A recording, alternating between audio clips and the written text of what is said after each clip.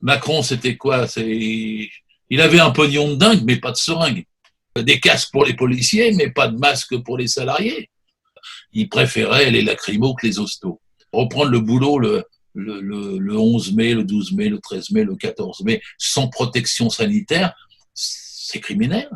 L'école basée sur le volontariat, ça donne l'idée que l'école, c'est une sorte de garderie que les salariés qui ne pourront pas faire autrement utiliseront pour aller bosser pour le patron. Ils sont en panne de blouse. Ils sont en panne de pousse-seringue. Ils sont en panne de curare pour les anesthésies. Ils sont en panne d'antalgiques de façon générale. Ils sont en panne de gants, de lunettes. Ils sont en panne de masques. Ils ont tout fait faux. Et le capitalisme, c'est pas ça, le système. Il faut bien qu'on comprenne. C'est un système de recherche du profit maximum. C'est un système où ils appellent ça la compétitivité. Ils nous disent ça tous les matins. Être compétitif, c'est quoi? C'est faire la guerre à l'autre. C'est être plus fort que l'autre. C'est gagner plus d'argent que l'autre. C'est avoir des marges plus importantes que l'autre. Et quand on est dans un système compétitif et non pas solidaire, c'est la logique infernale. Et la logique infernale, c'était d'expatrier tout en Chine, puis maintenant au Vietnam, puis dans n'importe quel pays où le salaire sera plus bas parce que ça fait devenir les marges plus grandes. Si on veut que l'économie redémarre, c'est pas contre les salariés qu'il faut se tourner, c'est contre les banques. Il y a 600 milliards d'avoirs français dans les paradis fiscaux. Total, ils ont 19 filiales aux Bermudes. Les 500 premières familles, elles ont plus de 500 milliards. Il y a 100 milliards de fraude fiscale déclarée et 100 milliards d'optimisation fiscale en plus. Vous avez 60 milliards de dividendes. C'est ça qui est la clé pour ne pas faire fermer la petite entreprise, le café du coin, le restaurant et la petite boutique. On se retrouve aujourd'hui sur la Tribune des Pirates avec Gérard Filoche, ancien inspecteur du travail, ancien membre du PS et fondateur du mouvement Gauche démocratique et sociale. Gérard Filoche, bonjour. Bonjour. Alors, j'aimerais tout d'abord aborder avec vous la question des masques. Pensez-vous qu'ils devraient être gratuits pour tous? Gratuité absolue pour tous. Ce sont des EPI, équipements de protection individuelle. Et les équipements de protection individuelle dans les entreprises, c'est-à-dire les casques, les chaussures de sécurité, les gants de sécurité, les lunettes de sécurité, c'est gratuit. Évidemment que c'est gratuit. Le patron les paye.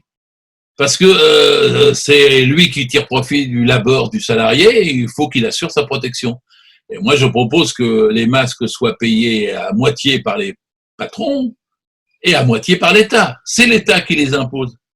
Donc, il n'y a qu'à faire comme le ticket de métro, si j'ose dire. Le ticket de métro à Paris, il est payé moitié par le patron, moitié par le salarié, qui peut lui-même demander des aides pour ça. Et donc, en vérité, le masque, équipement de protection individuelle, doit être gratuit. D'ailleurs, il l'est dans la plupart des pays du monde. Et puis, beaucoup de mairies, un peu partout, ou de régions, ou de départements, sont en train de distribuer des masques gratuits. Je ne comprends pas une seule seconde pourquoi l'État ne le fait pas. Pourquoi le ministère de la Santé et le gouvernement ne distribuent pas les masques? Il a donné une garantie, quelque chose comme 300 milliards de garanties pour les grandes entreprises. Il donne 6 milliards à Renault, 5 milliards à Air France. Les masques, c'est même pas 1 milliard probablement. Et donc, en vérité, c'est un équipement de protection de santé, surtout qu'il est imposé, à juste titre d'ailleurs maintenant. Et donc, les gens qui sont les plus pauvres ne pourront pas acheter les masques. Il faut calculer. Il y a un marché noir en ce moment sur les masques. Ils ont augmenté entre janvier et aujourd'hui de 1135%. Vous avez des pharmacies qui vendent des masques à 6 € pièce. Vous en avez d'autres, elles les vendent à 95 centimes pour les masques papier, mais vous multipliez ça à 95 centimes, il faut 3 ou 4 masques dans une journée, vous êtes une famille de 4 avec 2 enfants, et vous en avez besoin tous les jours, ça fait on a fait le calcul, 248 €. Pourquoi c'est une famille qui paye 248 €? C'est inadmissible d'imposer ça. Ça, c'est tous les mois en plus. Bien sûr. Bien sûr, et on ne sait pas combien de temps ça durera, parce que nous ne savons pas bien la fin de cette pandémie. Il peut y avoir, les chercheurs le disent, des pandémies encore pires à venir, et qui n'affectent pas que les vieilles personnes. Et par conséquent, il faut mettre des milliards pour la recherche, mettre des milliards pour la santé. Il ne faut pas donner les milliards aux patrons et aux actionnaires de Renault et d'Air France. Il ne faut pas garantir 300 milliards pour les plus riches et ne pas donner les milliards nécessaires pour la recherche, la santé, les hôpitaux et les masques. Et qu'est-ce que vous feriez à leur place, là, justement, pour régler, pour essayer d'améliorer les choses sur le plan sanitaire? Ah, mais moi, je crois qu'ils ont tout fait faux, vous comprenez. Macron, c'était quoi? Il avait un pognon de dingue, mais pas de seringue. Oui, il avait des forces de l'ordre, des FDO, mais il ne faisait rien pour les hostos. Il avait des casques pour les policiers, mais pas de masques pour les salariés. Je peux rimer ainsi à l'infini, parce que c'était pas seulement une impréparation, il avait diminué le nombre de lits de façon draconienne depuis qu'il était là, c'est-à-dire depuis 2015, hein, quand il était ministre de l'économie. Il avait serré la vis des budgets des hôpitaux, du nombre de soignants. Ceux-ci avaient quand même fait une grève de plus d'1 an pour avertir. Et ils avaient dit on ne peut pas. Il y avait des SOS partout, au secours, la santé, on peut plus, on peut plus, on peut plus. Il n'avait pas répondu. Donc après, comme il n'avait pas fait de lit, pas assez de soignants, bah évidemment, il a manqué de soignants partout et de manquer de lits. Alors c'est là où les économies à la capitaliste sont toujours incroyablement fausses. C'est qu'il a été obligé de payer pour des TGV pour transporter les gens d'un endroit à l'autre dans des lits, où il y a 15 hélicoptères qui partaient par jour pour emmener les gens ailleurs parce qu'il n'y a pas assez de lits en Île-de-France. Il a envoyé des avions pour partir de Mulhouse dans le sud et ça coûtait plus cher que la stupidité d'avoir refusé avant d'avoir des lits d'avance. Évidemment qu'il faut avoir plus de lits que l'hôpital ne peut pas être à flux tendu. Vous imaginez une gestion à flux tendu, mais il y aura d'autres pandémies, on le sait, les chercheurs le disent, et qui pourraient être plus graves que celles que nous connaissons. Il y a certains chercheurs qui disent que le Covid-19 n'est pas le plus redoutable. Et c'est pour ça qu'il ne frappe que les plus faibles, les vieux. C'est vrai qu'il frappe les vieux. J'en suis, hein, vous savez, sur 26 000 morts, il y en a la moitié qui ont plus de 84 ans. Et il y en a les 2/3 qui ont plus de 70 ans. Et le virus frappe les vieux. Alors, il y en a qui sont cyniques. Hein. Vous avez des journalistes qui disent bon, c'est pas la peine de paralyser tout le pays à cause des vieux. Ils sont 2,5% de la population, ils produisent plus. Alors, pourquoi bloque-t-on tout le pays? Alors, c'est un raisonnement qui est typiquement le capitalisme à court terme, le plus bête du monde, le plus barbare du monde. Parce qu'en vérité, il y aura d'autres virus si on ne fait pas face à celui-ci, si on ne met pas des milliards pour la recherche, il y aura d'autres virus pires, qui frapperont les jeunes, hélas, et puis les adultes, et ceux qui sont imbéciles au point de croire qu'il ne faut pas protéger les vieux et qu'il faut reprendre le boulot à n'importe quel prix, ils seront demain victimes de la chose. Et reprendre le boulot le 11 mai, le 12 mai, le 13 mai, le 14 mai, sans protection sanitaire, c'est criminel. Je voulais revenir au masque. Qui se fait de l'argent sur le dos des salariés et des citoyens? Ah ben alors là en plus c'est vraiment attendrissant parce que vous avez des milliers, dizaines de milliers de gens qui sont mis à faire leurs propres masques. Vous avez des couturières dans le coin, vous avez des bénévoles, vous avez des mairies où il y a des gens qui ne cousaient plus, qui n'avaient plus de machines, qui s'y sont remis. Tout ceci est attendrissant, ça prouve seulement l'aspiration à la solidarité de milliers et de milliers de gens. Sauf que malheureusement pour eux, ils ne peuvent faire que quelques dizaines de milliers, centaines de milliers de masques, et il en faut 2 milliards. Il en faut 2 milliards. Et qu'est-ce qui va faire 2 milliards? Sinon, les grandes entreprises textiles, c'est LVMH qui devrait être réquisitionné pour faire des masques. Ce sont les grandes entreprises textiles qui devraient être réquisitionnées pour faire des masques. Et en même temps, on devrait plafonner ce que l'on leur paie. C'est-à-dire qu'elles devraient avoir une contribution par là même, c'est la moindre des choses. Et je répète, aboutir à ce qu'il y ait une gratuité, c'est-à-dire que les grandes entreprises réquisitionnées nous fournissent enfin, ça fait 1 mois et demi que ça devrait être fait, nous fournissent enfin le nombre de masques dont nous avons besoin sur notre territoire.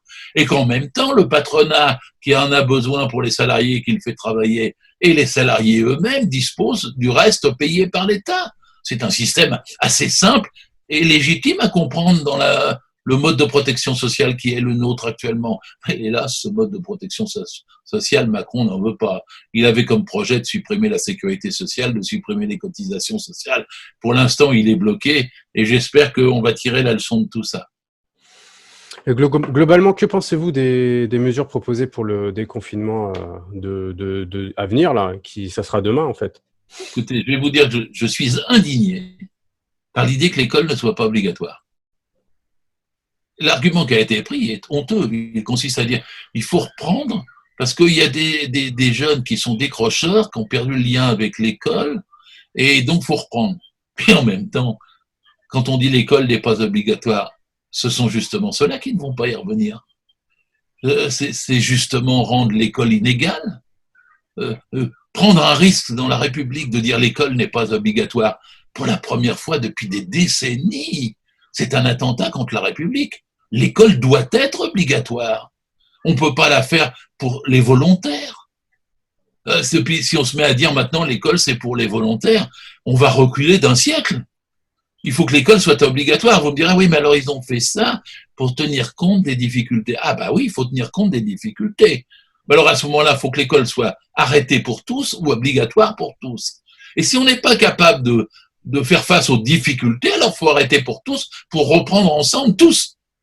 Mais le système de l'école basée sur le volontariat, ça donne l'idée que l'école, c'est une sorte de garderie, que les salariés qui ne pourront pas faire autrement utiliseront pour aller bosser pour le patron. Ça, je ne suis pas du tout d'accord pour ce système. Tous les enfants de salariés ont les mêmes droits et tous les salariés aussi.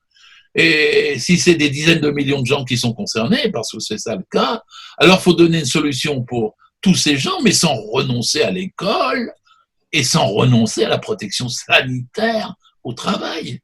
Et là, il y a au travers de cette question centrale, une démission, en fait une entourloupe. Si vous me permettez, j'ai une analyse des raisons pour lesquelles il y a eu confinement. Le confinement, c'est 4 milliards d'humains. C'est sans précédent dans l'histoire de l'humanité sur la planète. 4 milliards d'humains.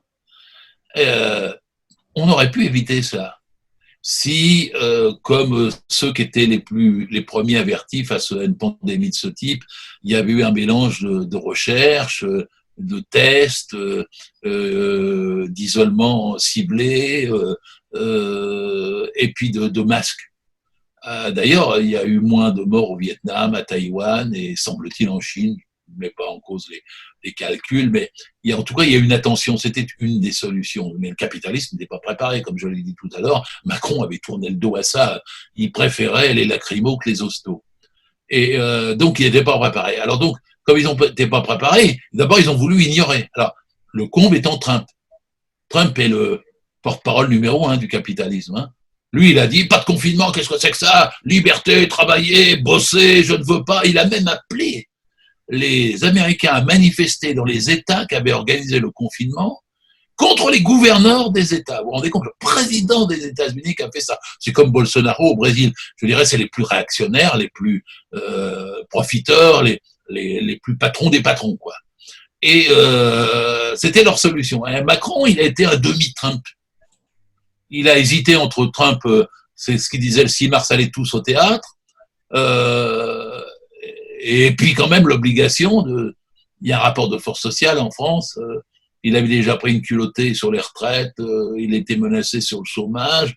Bon, finalement, il a dit je confine. Mais avec les patrons lui ont dit mais déconfine le plus vite possible. Donc, quand je dis il a été un demi-Trump, c'est-à-dire qu'il a confiné tout un temps et il déconfine aujourd'hui à marche forcée, y compris en piétinant les risques qu'il a conjurés en faisant le confinement. Comment vous dire? Le confinement, c'est un compromis dans la société capitaliste entre les intérêts du profit, qui ne veulent pas de confinement, et les intérêts des salariés et de la santé des citoyens qui en ont un besoin impératif. Le confinement est un compromis et le déconfinement, c'est une sorte de compromis à l'envers. C'est-à-dire, les capitalistes qui ont concédé le fait qu'ils allaient payer du chômage partiel, même si c'est à 84%, hélas, du salaire, qu'ils allaient faire du télétravail pour un tiers de leurs salariés, qu'ils allaient quand même assurer la sécurité sociale. Les capitalistes qui ont concédé ça disent on ne peut pas durer plus longtemps. Il faut que nos machines tournent, il faut que on reproduise, il faut que ça marche. Et donc, ils imposent, alors qu'ils n'ont toujours pas les garanties, ils imposent une reprise. Et c'est ça l'enjeu du 11 mai et des moments suivants. Alors, ils disent qu'ils déconfinent progressivement.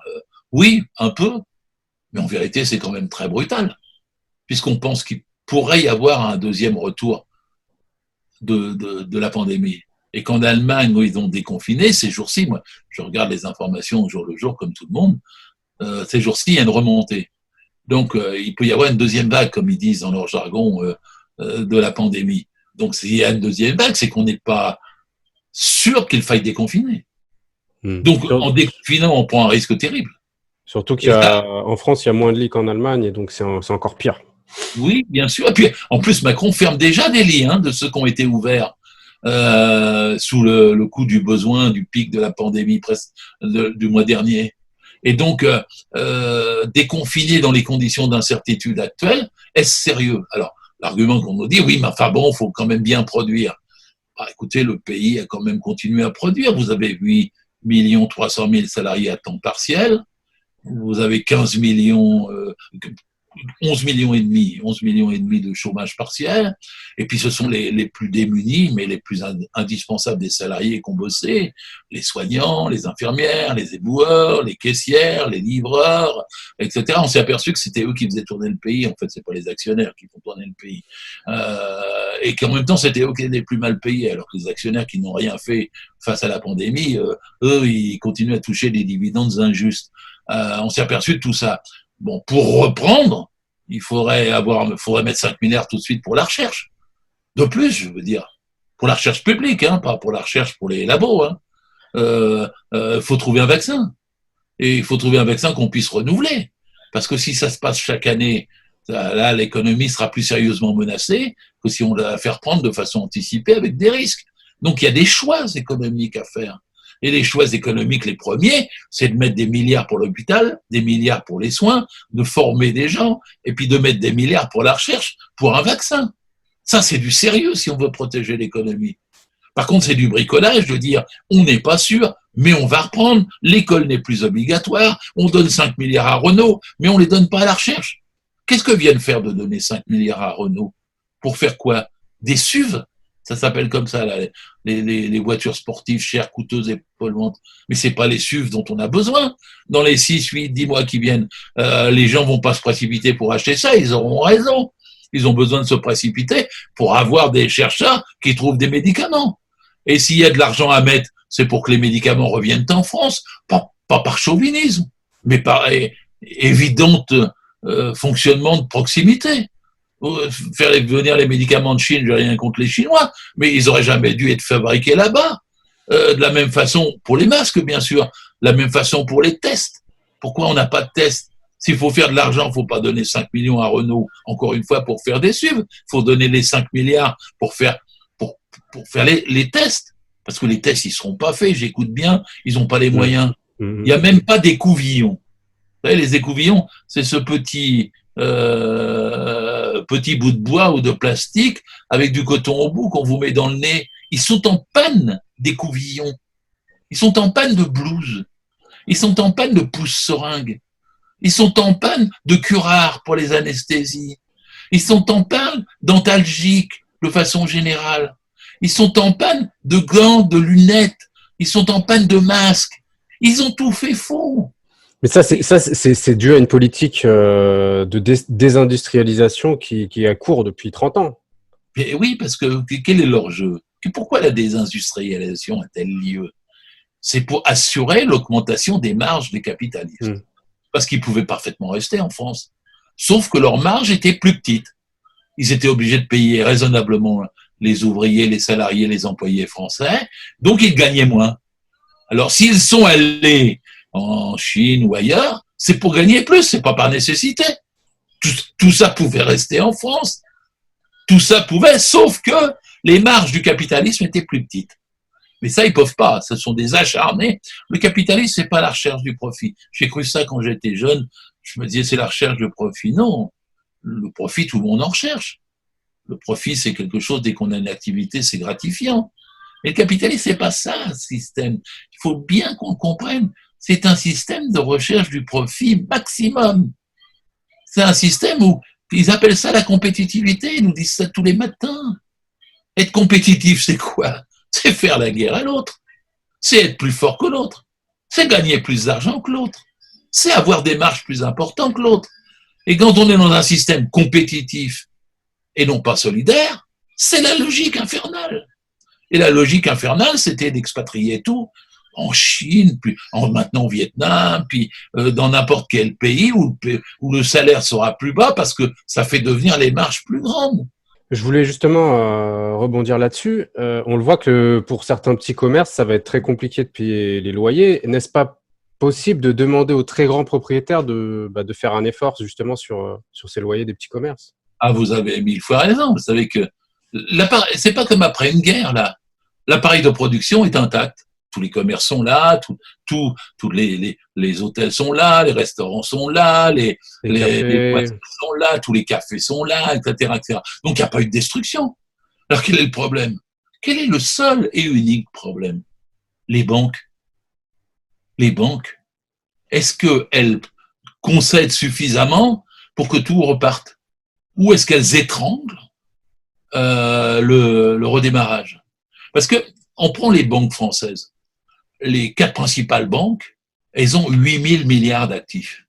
Alors les gens sont peut-être pas familiers aux milliards. Parfois, les gens confondent les millions, les milliards. Enfin bon, 1 million de secondes, hein, c'est 7 jours. 1 milliard de secondes, c'est 31 ans. Faut avoir une idée de la proportion, quoi. 8 000 milliards d'actifs pour 4 banques. Le budget de l'État français, c'est 470 milliards. Le budget de la protection sociale française, c'est 820 milliards.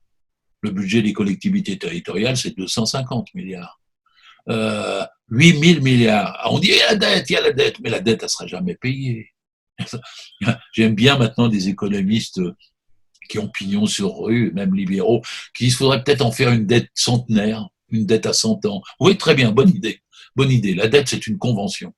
Et donc, vous en faites ce que vous voulez. C'est une décision politique entre les États, les capitalistes. Nul ne remboursera jamais la dette française. Et donc, considérons les choses. Des banques qui ont 8 000 milliards d'actifs, elles doivent pouvoir et doivent faire payer pour faire le redémarrage. Elles devraient laisser la moitié de ce qu'elles ont d'actifs pour qu'il n'y ait pas un restaurant qui ferme, pour qu'il n'y ait pas une petite entreprise qui soit mise à la porte. Et je le dis aux employeurs des petites entreprises, ne vous tournez pas contre vos salariés. Respectez-les, payez-les bien, traitez-les bien, donnez-leur des masques, faites qu'ils ne fassent pas plus d'heures supplémentaires. Si on veut que l'économie redémarre, c'est pas contre les salariés qu'il faut se tourner, c'est contre les banques. Exigez que les banques payent, cautionnent. Il n'y a pas de prêt aux banques. Les 8 000 milliards, il faut qu'ils servent. Alors, Bruno Le Maire, lui, il a trouvé 500 milliards. Hein. Alors, sur les 500 milliards, il y a 300 milliards pour les grandes entreprises. Et puis, 24 milliards pour payer le chômage partiel pour 11 millions de personnes. Alors, on remarquera tout de suite que la façon dont ils trouvent des milliards, c'est toujours pour les gros, c'est pas pour les petits. Alors, moi, je suis pour que les petites entreprises, les moyennes entreprises, elles demandent aux grosses, payer. Parce qu'on est dans un système en France, c'est ça qui est intéressant de comprendre, où il y a 1000 entreprises, 1000, qui font 50% du produit intérieur brut. Écoutez-moi bien, seulement 1000 entreprises, 50%. Le reste des entreprises, il y en a 200 000 entre 11 salariés et 1000, 200 000. La moitié sont sous-traitantes des 1000.